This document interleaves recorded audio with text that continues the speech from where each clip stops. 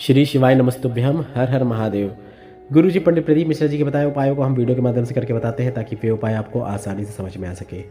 6 और 7 मार्च विजया एकादशी की विशेष तिथि है और गुरुजी ने हमें बताया है महाशिवरात्रि के पहले के जो 9 दिन होते हैं उसे हम शिव नवरात्र के रूप में मनाते हैं।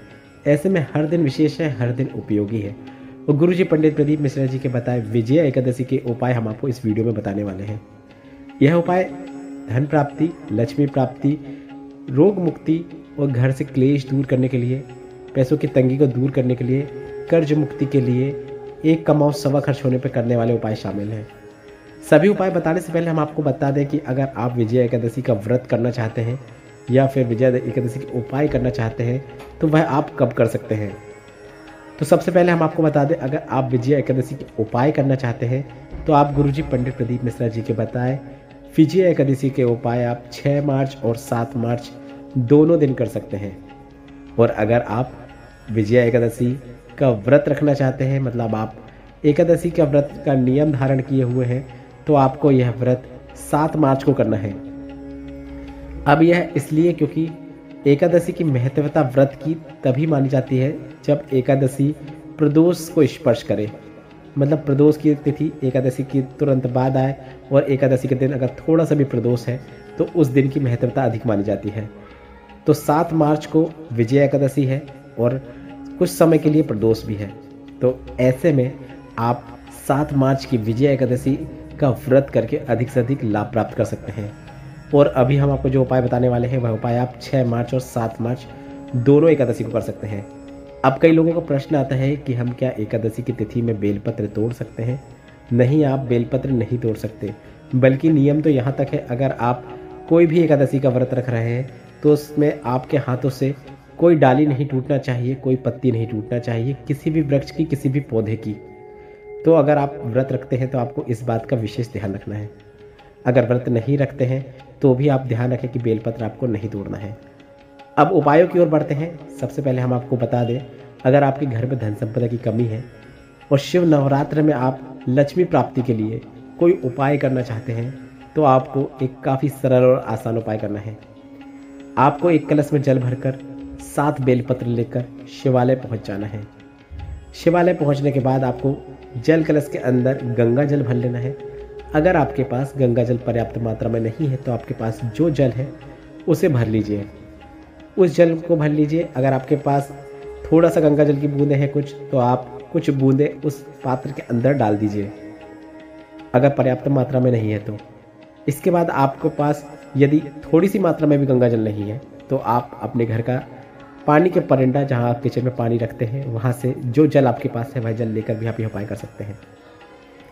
शिवालय पहुंचने के बाद आपको 7 बेलपत्र लेनी है और 7 बेलपत्र कटी फटी नहीं होना चाहिए। बेलपत्र की डूट को आपको अलग कर लेना है और इसके बाद इन बेलपत्र को आपको जल कलश के अंदर डाल देना है। जल कलश के अंदर बेलपत्र को डालने के बाद श्री शिवाय नमस्तुभ्यम या फिर नमः शिवाय या फिर ओम नमः शिवाय बोलते हुए आपको इस कलश का पूरा जल नंदी के उठे हुए पांव के पास अर्पित कर देना है। बस इतना ही करना होता है। इसके बाद आप श्री शिवाय नमस्तुभ्यम बोलते हुए कलश के अंदर की बेलपत्र को एक एक करके शिवलिंग के ऊपर अर्पित कर दें। बेलपत्र को इस प्रकार से अर्पित करें कि बेलपत्र की डंडी आप जहां से बैठकर प्रयोग कर रहे हैं आपके विपरीत ओर होना चाहिए। इस बात का आपको विशेष ध्यान रखना है, मतलब बेलपत्र की डंडी आपकी ओर ना हो, आपके विपरीत ओर हो। इस प्रकार से उपाय कर देने से अगर आप 4 से 5 एकादशी यह उपाय कर देते हैं तो निश्चित रूप में घर में धन संपदा की वृद्धि देखने को मिलती है। आपको अपनी तरफ से कर्म तो करने ही है, पर शिव पर विश्वास रखते हुए आप यह उपाय करेंगे तो आपकी आर्थिक स्थिति मजबूत होती है, पैसों की तंगी दूर होती है और आप जो कार्य करेंगे उसमें आपको सफलता देखने को मिलती है। बढ़ते हैं एकादशी के दिन किए जाने वाले अगले विशेष उपाय की ओर। गुरुजी ने कहा, अगर आपके घर में एक कमाओ सवा खर्च होता है, अगर आपके घर में पैसा टिकता नहीं है तो आपको एक काफ़ी सरल और आसान उपाय शिवालय में जाकर करना है। आपको अपने घर से एक कलश जल भर लेना है। अगर आपके घर में कोई ना कोई बार बार बीमार पड़ा रहता है, एक कमाओ सवा खर्च होता है, घर में पैसा टिकता नहीं है, घर में आपस में सभी लोग एक दूसरे से मनमुटाव रखते हैं या लड़ते हैं, कोई किसी की बात नहीं करता, कोई किसी से सम्मान से बात नहीं करता, एक के बाद एक कोई ना कोई बीमार होता ही रहता है, तो गुरुजी ने कहा यह सभी पितृदोष के कारण होता है। और अगर आप एकादशी के दिन अपने घर के कलश में एक कलश जल भरने के बाद इसे ले जाकर शिवलिंग पे अर्पित कर देते हैं। और अर्पित करने के बाद आप अगर स्वधा स्वधा स्वधा 3 बार बोल देते हैं, मात्र इतना कर देने से आपके घर में पितृदोष से आपको राहत देखने को मिलती है, घर में पैसा टिकता है और आपकी आर्थिक स्थिति भी मजबूत होती चली जाती है।